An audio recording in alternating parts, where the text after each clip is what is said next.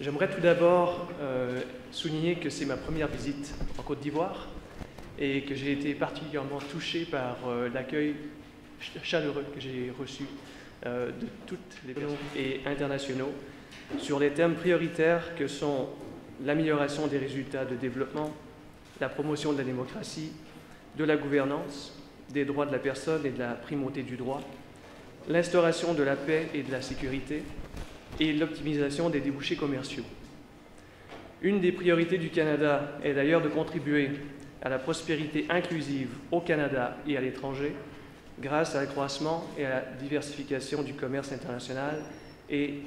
des investissements étrangers directs. Nous considérons que la croissance inclusive constitue un domaine d'intervention prioritaire parce qu'elle est essentielle à la réduction de la pauvreté. Le Canada encourage la croissance économique inclusive, notamment en soutenant l'agriculture durable, l'entrepreneuriat et les associations de producteurs et des coopératives. Nous reconnaissons le rôle fondamental du secteur privé pour stimuler la croissance économique grâce au commerce et à l'investissement. Le secteur privé est aussi une source importante d'expertise, comme nous le savons tous. Le Canada soutient également, et aujourd'hui particulièrement, des efforts nationaux, régionaux, et ici, aujourd'hui, la raison pour laquelle nous sommes ici ce matin, donc les efforts pour créer des instituts qui visent à créer des systèmes stables, fondés sur des règles qui peuvent attirer des investissements et aider les entreprises à prospérer. À titre de principal centre d'excellence et de référence dans le domaine, l'IPAGEF permettra la vulgarisation des bonnes pratiques et l'harmonisation des méthodes de bonne gouvernance économique et financière de l'Afrique francophone,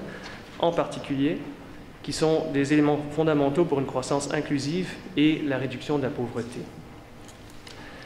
Mesdames et messieurs, le Canada a récemment lancé un nouvel institut de financement du développement, l'IFD,